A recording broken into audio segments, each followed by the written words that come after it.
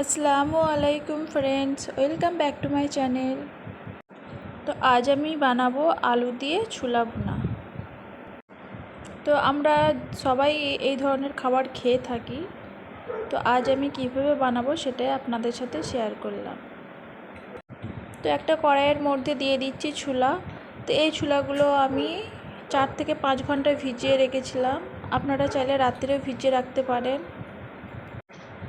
তো কড়াইয়ের মধ্যে দিয়ে দিচ্ছি আর সাথে দিচ্ছি একটা আলু ছোট করে কুচিয়ে রাখা, দিয়ে দিলাম। অ্যাড করে দিচ্ছি পানি 1 গ্লাস মতো। পানিটা দেওয়ার পরে দিচ্ছি স্বাদ মতো লবণ আর হলদি পাউডার। তো একটু মিশিয়ে নেব। তো মিশিয়ে নেবার পরে আমি ঢাকা দিয়ে সিদ্ধ করে নেব আলু আর ছোলাটা। 10 মিনিট পর ফিরে আসছি। 10 মিনিট পর ফিরে আসলাম। তো এখানে দেখুন আলু আর ছোলাটা খুব ভালোভাবে সিদ্ধ হয়ে গেছে। আমি একটা দেখিয়ে দিচ্ছি, দেখুন এভাবে আলুটা আর ছোলাটা খুব সুন্দরভাবে সিদ্ধ হয়ে গেছে। তো এখানে আমি ঢেলে নেব। তো পানিটা ঝরিয়ে নেব।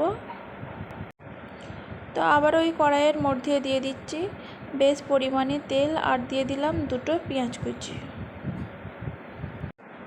তো পেঁয়াজ কুচিটাকে একটু নেড়ে নেব। পেঁয়াজ কুচিটা একটু নরম হয়ে আসা অবধি অপেক্ষা করব। তো এই পেঁয়াজটা খুব বেশি লাল করে ভেজে নেব না। স্বাদ মতো দিয়ে দিলাম লবণ আর দিয়ে দিলাম 1 চা চামচ আদা রসুনের পেস্ট। আমি ছোলা সিদ্ধ করার সময়তেও লবণ দিয়েছিলাম, তো এখানে পরিমাণটা খুবই কম দিলাম। আর দিয়ে দিলাম হলদি পাউডার, লঙ্কা পাউডার, জিরে পাউডার আর দিয়ে দিচ্ছি ধনিয়া পাউডার। আর এখানে নিয়েছি কুচিয়ে রাখা কিছুটা কাঁচা লঙ্কা। কাঁচা লঙ্কা নিয়েছি 3টে। তো সব মশলাগুলোকে খুব ভালো করে ভেজে নেব। তো মশলাটাকে একটু কষে নেবার পরে ফিরে আসছি। তো এখানে অল্প পরিমাণে পানি দিলাম, দিয়ে মিডিয়াম ফ্লেমে রেখে 2 থেকে 3 মিনিট ঢাকা দিয়ে মশলাটাকে কষিয়ে নেব। তো এখানে দেখুন খুব ভালোভাবে মশলাটা কষানো হয়ে গেছে। দিয়ে দিলাম ছোলা আর আলু সিদ্ধ করা। তো এবারে খুব ভালোভাবে মিশিয়ে নেব।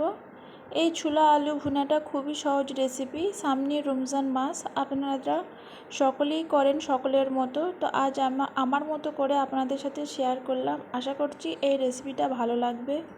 তো অনেক বন্ধুরা ভিডিও দেখেন বা সাবস্ক্রাইব করেননি, তাহলে সাবস্ক্রাইব করে পাশে থাকা বেল আইকনটি অল করে দেবেন আর ভালো লাগলে একটি লাইক করে দেবেন।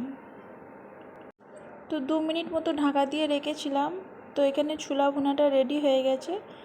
নামানোর আগে দিয়ে দিলাম একটু ধনিয়া পাতা কুচি আর সাথে দিয়ে দেবো পাতিলেবু। আপনারা যদি পাতিলেবু না দিয়ে থাকেন তাহলে একবার দিয়ে দেখতে পারেন, খেতে কিন্তু দারুণ টেস্ট হয়। তো পাতিলেবুটা নামানোর আগে দিলে গন্ধটা আর খেতে অসম্ভব সুন্দর হয়। ভালো লাগলে প্লিজ সাবস্ক্রাইব, লাইক, কমেন্ট আর শেয়ার করবেন। তো ভিডিওটিকে আর বেশি বড় করলাম না, এখানেই শেষ করলাম। আবারও নেক্সট কোনো ভিডিও নিয়ে চলে আসব। তো এতক্ষণ আমার সাথে থাকার জন্য সকল বন্ধুদের জানাই অসংখ্য ধন্যবাদ। আল্লাহ হাফিজ।